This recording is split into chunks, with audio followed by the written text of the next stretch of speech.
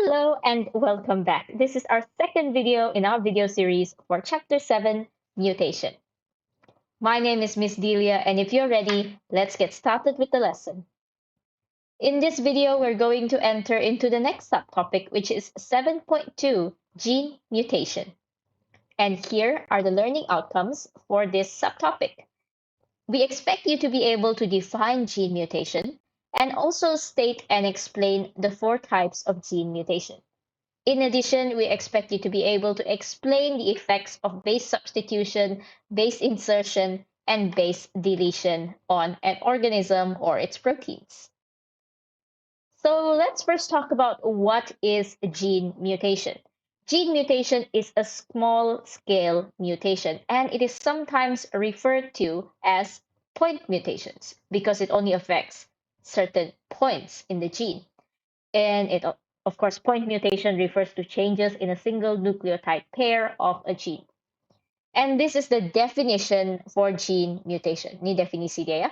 It is a change in one or a few nucleotide pairs of the genetic material, DNA or RNA, in a particular region of chromosome that represent a gene.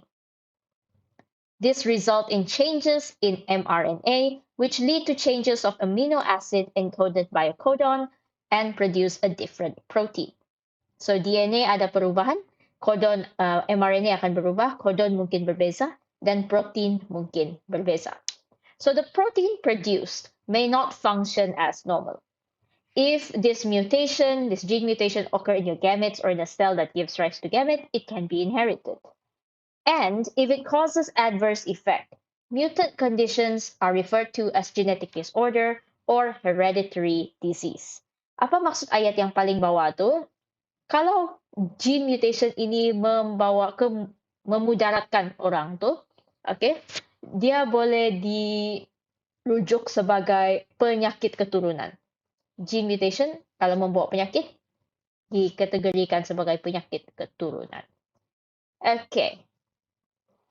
Now we'll go into the several types of gene mutation. And for that, we have an example of a normal strand of DNA. So sebelah kanan atas penjuru ni adalah strand normal DNA. Kamu tengok dia start dengan A, G, C, T, T, A.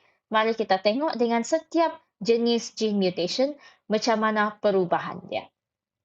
Okay, let's talk about the first type of gene mutation, which is base substitution, which is the replacement of one or a few base pairs in the nucleotide sequences in genes. And you can see here, one of the base pairs, which is thymine and adenine, has been substituted with guanine and cytosine. The second type of gene mutation is base insertion. Insert. It is the addition of one or a few base pairs in the nucleotide sequences in genes. So we see here, this type of base insertion has inserted a guanine and cytosine pair in the middle of our DNA. So dia main kasi masuk saja. The third type of gene mutation is base deletion. Kita delete the loss of one or a few base pairs in nucleotide sequences. So we'll refer to this, the original template, and this is the deleted DNA. And last but not least, the fourth type of gene mutation is base inversion.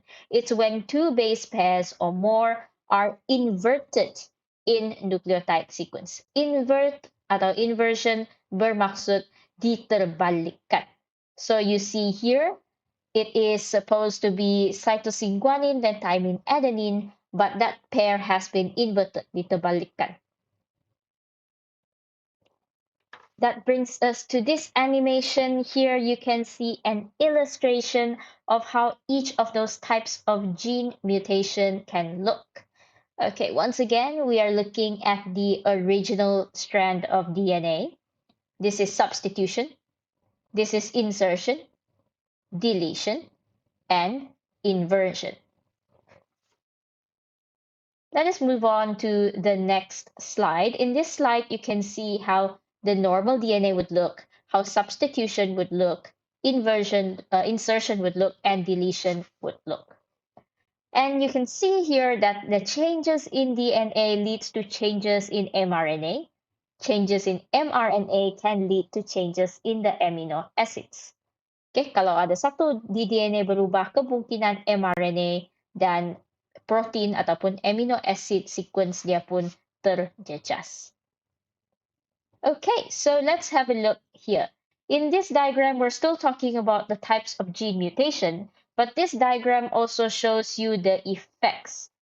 Okay, di sini dia ada menunjukkan kesan juga. Kalau substitution, kemungkinan membawa kesan silent, missense, atau nonsense. Kalau insertion atau deletion, dia akan menyebabkan frame shift. And that brings us to the next segment, which is talking about the effects of gene mutation. Sekarang kita bincangkan kesan-kesan gene mutation, yaitu missense mutation, nonsense mutation, silent mutation, and frame shift mutation. Missense mutation. What is missense mutation? It is a mutation that causes the changes in one amino acid within a protein. Andaikan untuk base substitution itu, contohnya, okay, dia menyebabkan salah satu kodon itu berubah, dan kodon itu sekarang membawa kod untuk amino acid yang berbeza, not the original one anymore. Missense. Dia tersesat, tersilap. Missense. The second effect of gene mutation that we learn about is nonsense mutation. Nonsense mutation is when the mutation changes a codon to a stop codon. Contoh mungkin mula-mula dia UUA, tapi selepas gene mutation dia berubah menjadi UAA. If it becomes any of the stop codons UA or UGA, it will cause a premature translation stop signal and lead to production of a short protein.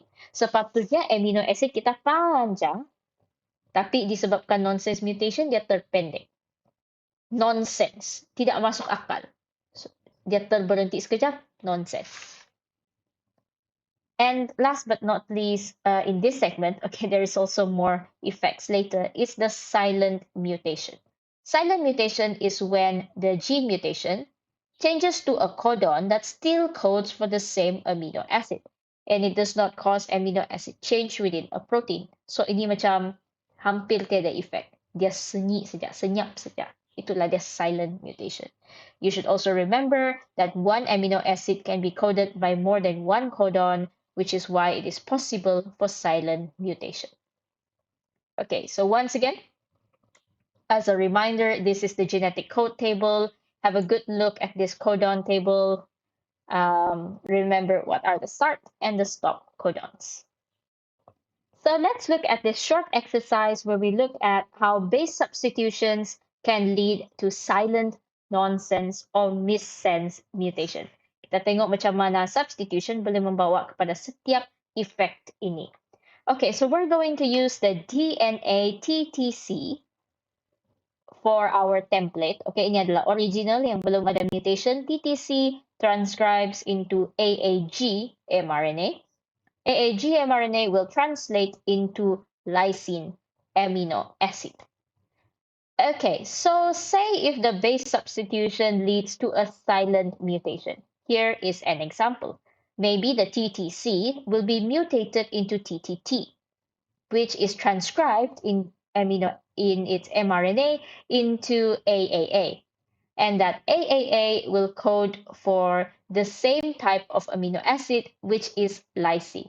As you can see here, although there is a gene mutation, walaupun ada gene mutation di sini, substitution, tapi akhirnya produk akhir, yaitu amino acid, masih amino acid yang sama. Jadi ini adalah silent mutation. What about a nonsense mutation? Then the TTC may be mutated into ATC. This mutant gene will be transcribed into UAG. Remember, UA-UGA, that will make for stop codon. So this UAG codes for stop codon, and then your protein will stop at this point. Okay, itu adalah contoh nonsense mutation. Sepatutnya ada sambungan lagi protein ini, tapi dia terberhenti awal. What about for a missense mutation? For missense mutation, your TTC may be mutated to TCC. TCC will be transcribed as AGG. AGG, it will be coded for amino acid arginine. So di sini kita boleh nampak sudah ini missense, dia berubah kepada amino acid yang berbeza. Let's have another example of missense mutation, which is TTC mutates into TGC. TGC is transcribed into ACG. ACG will code for amino acid threonine. So here you can see how base substitution can have each of these three effects, depending on the DNA and what is substituted. So dia berbezalah case kepada case. Okay, once again, this is another diagram showing how each of those silent, missense, and nonsense mutations can look like. Let us talk about a specific example. For this specific example, we're going to use sickle cell anemia. Sickle cell anemia, kalau kamu tidak tahu, ini adalah satu penyakit darah di mana sel darah merah pesakit itu pandai berubah kepada bentuk sabit. Sickle is the sabit. Okay, so usually it will be a biconcave disc shape like in myself and in a lot of healthy individuals, but in certain conditions, the red blood cells become sickle shaped. So it is caused by abnormal hemoglobin protein. What exactly is the cause for this abnormal hemoglobin protein? It is because of base substitution. The glutamic acid, the GAG-GAA codon, in patients with sickle cell anemia, the gene is changed into valine, which is GUG-GUA codon at one position in the protein on the beta strand of the hemoglobin. So ini adalah ayat yang menjelaskan secara spesifik. Pada hemoglobin, ada beberapa strand protein kan. Salah satu beta strand dia punya amino acid sepatutnya glutamic acid tapi berubah kepada valine. And what happens to the person with sickle cell anemia is the patient will suffer from anemia. Anemia boleh dikatakan sebagai kurang darah. Okay, patient suffer from anemia. The hemoglobin in the cell is stiff and tend to accumulate in the capillary. So ini akan menyebabkan sel darah merah dia keras, okay, stiff, dan lebih senang sumpat di dalam saluran darah. The hemoglobin is also not efficient at transporting oxygen. So dia tidak dapat menampung bilangan oksigen yang sepatutnya, kurang sedikit daripada hemoglobin biasa. And that means the patient will experience fatigue. Fatigue means letih, lesu. Okay, so because there is not enough oxygen in the person's body, they are going to experience more fatigue. And this is explaining the point that I said just now about how that base substitution in one of the protein strands can lead to this formation. Dia memang literally di sini saja. Sepatutnya CTC, GAG, dalam orang yang ada sickle cell mutation itu, CTC ini menjadi CAC. Dan mRNA yang dihasilkan sepatutnya GAG menjadi GUG. Sepatutnya glutamic acid dia jadi valine. Satu perubahan kecil itu sahaja sudah menyebabkan bentuk hemoglobin itu menjadi pelik. Bentuk hemoglobin pelik, sel darah merah pun bentuknya pelik. So if you need to answer in an essay, how does sickle cell anemia occur as a result of base substitution, refer to these two slides. Kalau perlu jawab sebarang soalan, kamu boleh rujuk balik kepada dua slide ini. Okay, yang tadi dengan yang ini. Okay, so now we're moving on to another type of effect of mutation. Okay, selain daripada missense, silent dengan nonsense mutation, kita ada juga frame shift mutation. Frame shift mutation is mutation that involves insertion or deletion of one or more base pair in the nucleotide sequence of DNA. Ayat ini bermaksud mutation, frame shift mutation melibatkan pemasukan atau pembuangan satu atau lebih dari satu base pair dalam DNA. The base deletion and base insertion can lead to frame shift mutation. The reading frame of DNA will be shifted after point of mutation. Cara bacaan kodon itu akan berubah selepas insertion or deletion. Itu maksud ayat kedua. Bila cara baca kodon berubah, when the reading frame of DNA is shifted, it can lead to changes in the mRNA, menyebabkan perubahan pada level mRNA, which lead to changes of amino acid encoded by codon. mRNA berubah, kodon yang dibaca sudah berbeza, dan sequence amino acid pun berbeza. The gene is read in wrong triplet bases starting from the point of mutation. It produces different or non-functional protein, and it's usually harmful to humans. Examples of frame shift mutations that cause disease is the gene for Tay-Sachs disease and major thalassemia. Tay-Sachs disease, you can go and look up on that on your own later. I would speak a little bit more about thalassemia. Thalassemia is quite prevalent in Sabah. So if you are a Sabahan like me, think about how major thalassemia can affect you and kind of just admire how one small change in your genes can affect the whole individual. And if you know anybody with thalassemia or you yourself are a patient with thalassemia, then you will know how the disease feels and kind of appreciate how much we know about genetics at this point. Okay, so let's look at the DNA for base insertions and base deletions as frame shift mutation. So kalau kita tengok normal dia adalah GAG, GUU, CCU, AAA, CCU.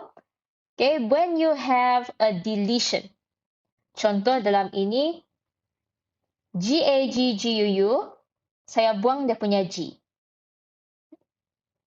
Instead of glutamine, valine, proline. Okay, sorry, I got the amino acids wrong. Instead of glutamic acid, valine, proline, lysine, proline, lepas kita delete satu saja guanin itu, dia akan jadi glutamic acid, serine, leucine, asparagine, and leucine again. So, kita delete di sini. Point selepas tempat kita delete itu yang akan terjejas. Remember that as the 1, 2, 3, 4. Okay, ayat keempat, gene is read in wrong triplet bases starting from the point of mutation. Kamu boleh nampak di sini. Di tempat kita mutate, selepas tempat kita mutate itu baru nampak kesan frame shift mutation. So here it mutated in the yellow part and everything else became mutated. Example of insertion, contoh kalau dia insert di sini, between the CCU and the AAA, you insert one base here, it becomes GAG, GUU, CCU, GAA, ACC. So this red part is the point of mutation, and you only see the effect of frame shift mutation after this. So dari glutamic acid, valine, proline, glutamic acid, threonine. Both of these sees reading frame being shifted. If you have any questions regarding this part, please feel free to ask. Okay, so take note here, if you insert one base pair, it becomes frameshift mutation. You insert 2 base pair, frameshift mutation. If you insert 3 base pair, you will have extra amino acid but no frameshift mutation. Kaya fikir ha, sebab kita punya codon bertiga-tiga. So kalau kamu kasih masuk 1 atau buang 1, frameshift. Tapi kalau kamu kasih masuk 3 ataupun buang 3, kamu mungkin terlebih atau terkurang 1 biji amino acid, tapi dia tidak akan menyebabkan frameshift mutation. Okay, so a little bit of extra information. I don't think this is in your syllabus anymore, but I do want you to kind of think about what happens to the mutated protein. Okay, kalau mutation itu dia mungkin menyebabkan silent, missense, nonsense, frameshift mutation, tapi protein itu macam mana? Dia masih dapat laksanakan tugas dia atau tidak? So, if it's a silent mutation, then maybe there is no effect on your protein. Okay, the mutation can maybe have no effect on the protein, or usually mutation can have loss of function effect. Sebab mungkin dia punya protein terlalu pendek kah, dia tersalah habis dia punya amino acid kah, menyebabkan protein itu kurang efektif ataupun langsung tidak efektif. Itu yang dinamakan sebagai loss of function or a non-functional protein. And you would have seen this too in the exercise and the assignment that we did for chapter 6. In rare cases, or in very lucky cases, sometimes the mutation can help the individual. The mutation can sometimes cause gain of function. Kadang-kadang bukan protein itu makin rosak, tetapi dia semakin efektif. Ataupun dia dapat melaksanakan tugas lain. It gains a function. Dia macam tambah satu skill untuk protein itu. So this is possible. Not every mutation will lead to gain of function, but in some cases it can lead to that. Feel free to look for extra information on your own. Okay, so that is it for this lesson. Just a quick summary. A gene mutation can be defined as a change in one or a few nucleotide pairs of genetic material in a particular region of chromosome that represent a gene. We have 4 types of gene mutation or point mutation, which is substitution, insertion, deletion, and what is not included here is inversion. Substitutions can lead to silent mutations, nonsense mutations, or missense mutations. When we talk about missense mutation, you should learn about the example of sickle cell anemia. So kalau boleh kamu ingat lagi ayat dia macam mana mau explain sickle cell anemia dalam essay.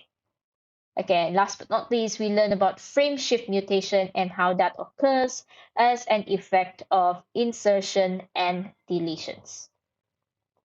Okay, so that is it for 7.2. What should you do now? You should come up with your own notes. Jangan setakat tengok video saja, tapi baca dan buat nota sendiri. Lepas kamu siap buat nota, kamu boleh cuba jawab 2 soalan dalam tutorial chapter 7. So have a look at chapter 7 tutorial questions, especially focus on part B, question number 3, and part C, question 1B. That is all from me for this segment. Thank you very much for your time and attention, and I will see you in the next video. Bye!